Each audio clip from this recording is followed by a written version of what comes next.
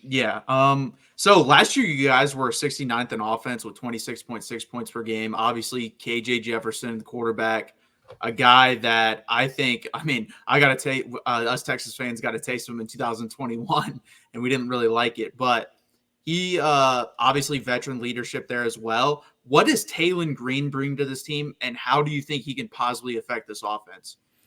Well, Taylen Green, I'll say I've met him several times and I've talked to him several times, and I've always been extremely impressed by his personality. He is a guy that, forget his physical attributes and everything. He's just a guy that is a competitor. He's a hard worker, and he's extremely smart, not only off the field, but on the field. He's a guy that makes really good decisions. And, the return of Bobby Petrino as the offensive coordinator, which is still a crazy, crazy thing for me to even think about. But one of the things that Sam Pittman told Petrino when he first hired him, it says, hey, go get you a quarterback. Don't worry about who we got here now or whatever with this transfer portal. Go get the quarterback that you want and that you feel is best for your system and everything. And Petrino, first guy he wanted was Taylen Green. So he went and got him. And he is, again, impressive as far as his leadership. All the players love him. The offensive line loves him. He's doing all the great things and saying all the great things. But, you're talking about a guy who's about 6'6" and can throw the ball a mile and has sheer athleticism. I know people will look at his numbers at Boise State and say, oh, man, he completed barely over 50% of his passes. And, how's he going to translate into the SEC? Well, my whole argument about that is that, well, Bobby Petrino, say what you want about him, but the dude knows how to coach offenses and coach quarterbacks. And if he's the guy that he wanted and he feels that he can help him win, then I have no doubt in my mind that as long as he stays healthy, that this Arkansas offense is going to be vastly improved, and Taylen Green is going to be a huge reason because of that. I think what's going to be fun to see is big playmaking ability, but also what he can do with his legs. You got to keep him upright. You got to keep him healthy. But considering his athleticism and his ability to run and take off, I'll never try to make the comparison like some do to like a Lamar Jackson, because I think that's absurd. But, you can see what Petrino likes about him so much, and if he can just be good enough, be a guy who doesn't make a whole lot of mistakes and makes the right decisions when it comes to whether throwing the ball away or tucking and running or sliding, whatever it is. I feel like this Arkansas offense can improve dramatically, because last year was abysmal. It was absolutely awful, and there was no excuse for it. You had really good playmakers. You had experienced quarterback. You had, an offensive line that was rough, and that's been remedied. If you're a Razorback fan, at least you're hoping so. But, this was a team that my brothers in Christ, I saw a game that ended 7-3. Arkansas lost at home to Mississippi State in a final score of 7-3 in regulation. And I am sickening that I had to go and witness that. So I think the offense is going to be vastly improved. Petrino is going to be the main piece of that, but having a quarterback like Taylen Green should give everybody a lot of confidence too. Yeah, his running mate in the backfield obviously could have been Rocket Sanders if he didn't transfer to South Carolina. He had a one good year, basically, 2 years ago, and then ever since kind of had injuries. What do you expect out of the backfield and Jaquindon Jackson in particular? Obviously, as Texas fans know him. Yeah, he's a player that I will say from at least in the spring that I've watched him, he's really excited me. I have been very impressed by not only his ability to run and his strength and everything, but he just looks the part. And he runs with a reckless abandon. I think it may have been one of the most important pickups that Arkansas had in the transfer portal. Because as you mentioned, they lost Rocket Sanders, which I liked Rocket, but last year was just weird. There's a lot of weird things that were going on, and it was weird last year where he was injured, but then he kind of wasn't injured, but then he'd come back for a game and then be out for a few games, and he came back for the final game. It was just all very strange. And so you not only lost him, but you lost AJ Green too, who was the other running back who transferred to Oklahoma State, which ironically Arkansas plays this year. And then you throw out even a Dominic Johnson, which I know he's been injury prone, but he was a huge part of 2021 season, and he transferred out. So you've had to replace a few of those guys in the running back room, but I think Jaquindon Jackson has shown that he could be that dude. In fact, I think he'll be the guy that's the number one running back on this team. Rashad Dubinion's returning, who was a really good running back from last year, had some really good production. I like what he's shown. But another guy to look out for is a true freshman, Braylon Russell, out of Arkansas. He's a 4-star player, but he is built like a truck. He is massive and Petrino loves those big running backs. He always has and he always will.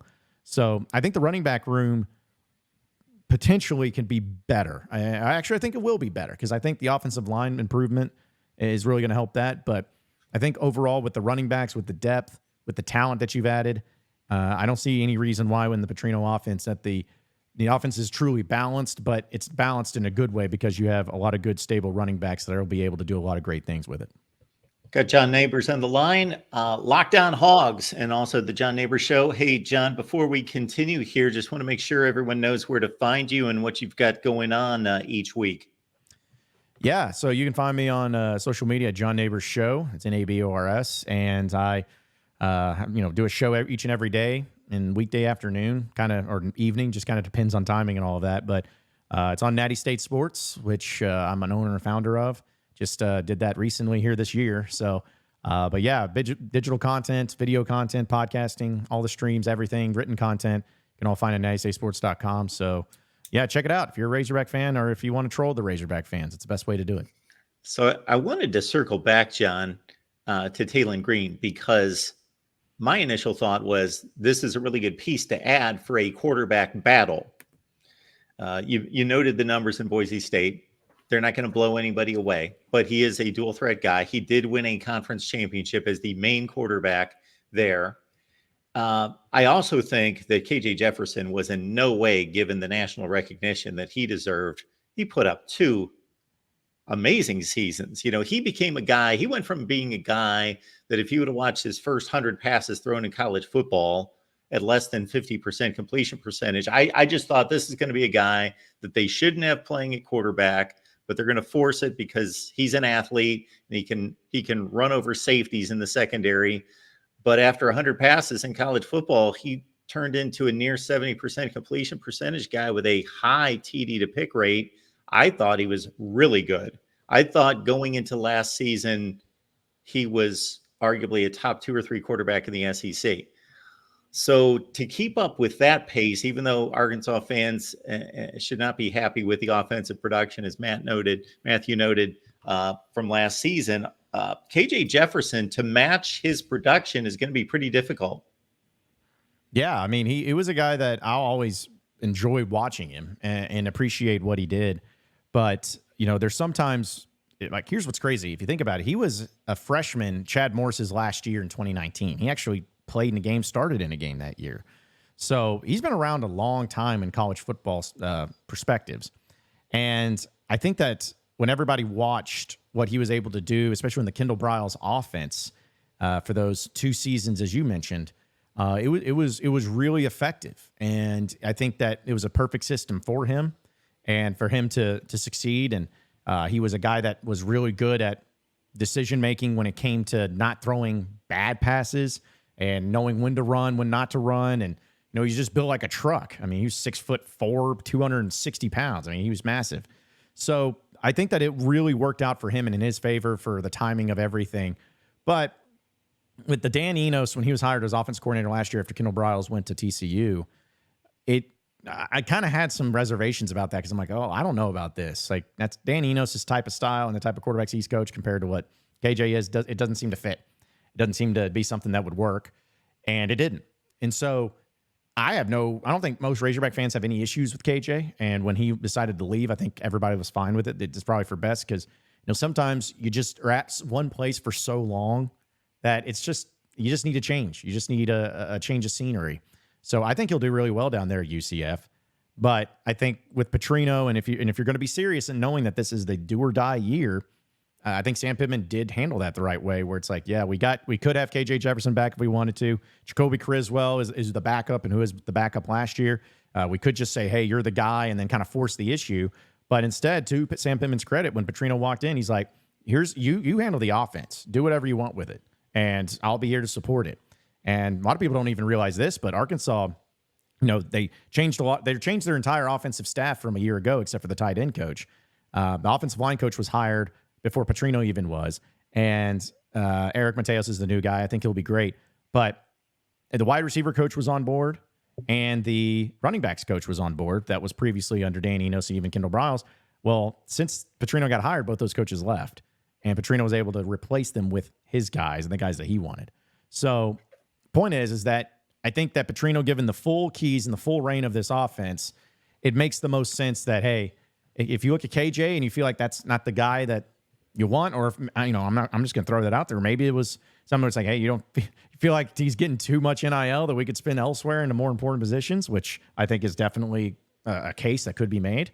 Then yeah, it makes sense. But again, I don't have any problems with KJ. I think most Razorback fans don't have any problem with KJ. They really enjoyed what he was able to do. But if you're truly going to get serious about it, you want Petrino to be the guy who does it his way and has his guys doing it, because the last thing you want to do is end up failing this year because you try to make a marriage between an offensive coordinator and a quarterback work.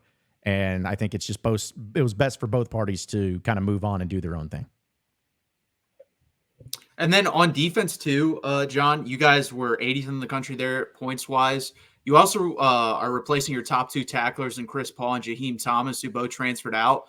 Who are the guys to look out for on defense to get back to where you need to be there on that side of the ball? Yeah, that was the unfortunate thing, because the defense wasn't perfect last year, but if you looked at the defense of 2022, it was night and day difference. Arkansas's defense in 2022 was one of the worst defenses I've ever seen in Razorback history, and statistically, they were and we're not talking about just Power 5. Statistically, in 2022, they were the worst pass defense in the country, not just in Power 5, in the country, and so it made tremendous strides ahead, but that's Arkansas's thing. Their offense is either really good or their defense sucks, or vice versa, because that's kind of how it was last year. They can't figure that part out. But the defense was improved last year, and it was a little concerning seeing all the linebackers leave, because Arkansas literally lost every linebacker, and all of them but one were transferred out. It's not like, just all of them graduated. No, they all had more years to play, but they didn't want to do it at Arkansas anymore. So that was huge. And so now the linebacker room is really weird as far as not having much experience. You got Xavion Sori, who is a former 5-star player coming out of high school. He's a transfer from Georgia, played a little bit of Georgia, but still very raw. You got a kid named Brad Spence who looks the part, who could be solid. But other than that, it's a huge question mark. So the big thing about Arkansas right now, though, is going to have to be relying on their D-line, because you have Landon Jackson back at the defensive end position, who was an all-SEC caliber defensive end, had a lot of sacks last year and was really good. He's a team captain and a great guy. So you have him back, which was huge, because a lot of Razorback fans felt like he wasn't going to come back. And you also have a few guys that you've added, and I think the one that might be most interesting on the other side of the defensive line would be Anton Junkaj, who is a transfer from Liberty, or Albany, I guess. But either way, he was a player that was highly ranked in the transfer portal. And if you look at Pro Football Focus, he was the highest graded defensive end coming into this season in the SEC, which may surprise some people, but it's true. So a lot of expectations there. And also the secondary. Say what you want about Arkansas a few years ago, but the secondary has really improved. I think Marcus Woodson, the safeties coach, has done a great job with them and improving that. And you have a lot of experience coming back. You lost Snacks Johnson, an experienced player from last year's team. He hit the portal after spring practice.